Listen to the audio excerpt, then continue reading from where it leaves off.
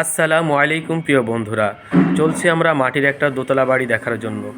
যেতে যেতে দেখা হলো আমাদের গ্রাম বাংলার ঐতিহ্য এই মহিষের গাড়িটা। এই মহিষের গাড়ি আসলে শহর অঞ্চলে দেখা যায় না। গ্রাম বাংলার অপরূপ সৌন্দর্য আপনাদের সামনে তুলে ধরার চেষ্টা করলাম। অপরূপ সৌন্দর্যে ভরা এই গ্রাম বাংলা, গ্রামে আসলে আসলেই মনটা খুব ভালো হয়ে যায়। অবশেষে চলে আসলাম আমরা সেই মাটির দোতলা বাড়িটার কাছে। এখন আমরা বাড়ির ভিতরে ঢুকবো, আপনাদেরকে দেখাবো বাড়ির ভিতরের পরিবেশটা। চলুন আমরা সামনে যাই। সামনে দেখতে পাচ্ছেন যে বাড়িটা আসলে একটা সময় এটা ছিল একটা আর্মি ক্যাম্প। এই যে বাড়িটি দেখতে পাচ্ছেন এটা একটা সময় ছিল আর্মি ক্যাম্প, এখানে আর্মিরা ছিল।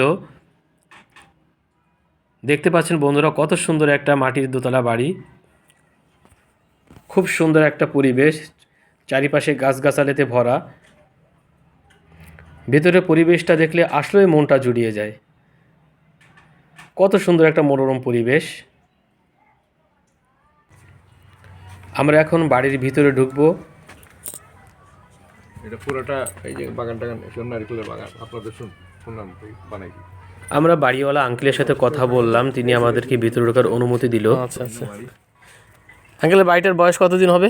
এটা হচ্ছে 60 বছর 70 বছর। তাহলে তো এইটা হচ্ছে 100 বছর উপর হচ্ছে আমার দাদার তৈরি এই সাদা বাড়িটা। এইটা হ্যাঁ এখন আছে।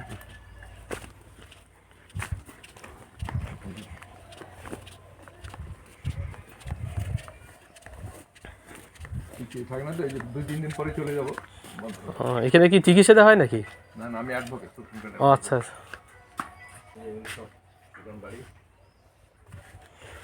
অসম্ভব সুন্দর। আপনি একা থাকেন? এই কেউ না থাকে তখন একাই থাকি। আর এখন এই কয়েকদিন থেকে আমার মা আসছে গ্রহণ করে থাকে ওরা। রংপুর কোথায়?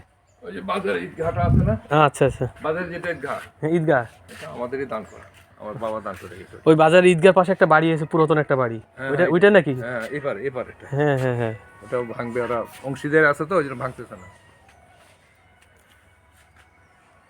কাঁচা ফলের গাছ, বিভিন্ন জাতের গাছ আছে।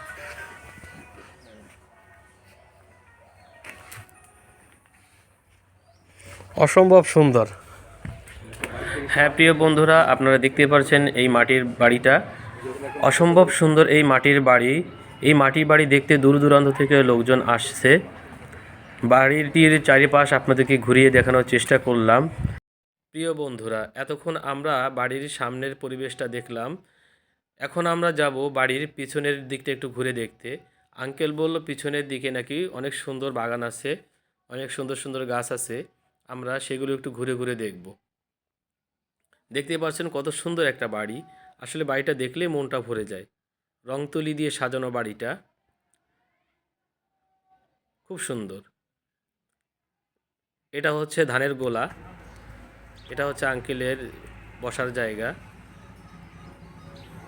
চলুন আমরা একটু বাড়ির পিছনের দিক থেকে ঘুরে আসি।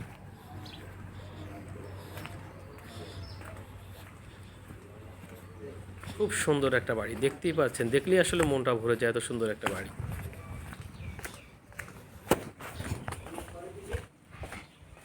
আমরা বাড়ির ভিতরের বারান্দা থেকে বাড়ির পিছনের দিকটাতে যাব।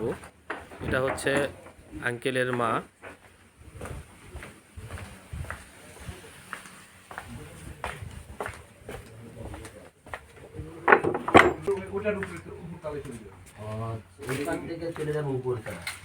জানলার মতো করে সেট করা আছে। ওইখানে কোনো সমস্যা হলো ওদিক দিয়ে আপনি ওদিক ধরে ঘিরতেছেন, ওদিকে পার হয়ে এদিক দিয়ে পারে। আগে প্রত্যেকটা বাড়িতে সিস্টেম, হ্যাঁ সিস্টেমটা এখানে একটু বেশি ভালো। এত বড় জায়গা নিয়ে বাড়ি নাই না, আমার ওই যে পিছনে আরো বাড়ি আছে, ওগুলো বাড়ি আমাদের, কিন্তু ওটাকে ঠিক করতেছি।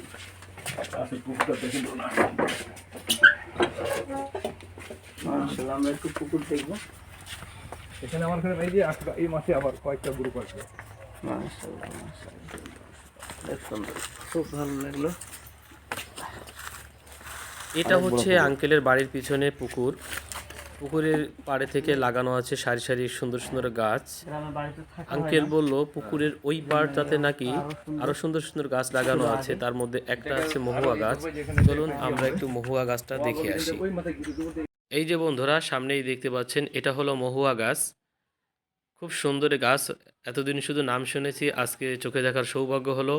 ভিডিওটি কেমন লাগলো অবশ্যই আপনারা সবাই কমেন্ট করে জানাবেন, এবং আমরা আগামী পর্বে আঙ্কেলের বাড়ির ভিতরটা নিয়ে আসবো। সেই পর্যন্ত সবাই ভালো থাকবেন, সুস্থ থাকবেন। আল্লাহ হাফেজ।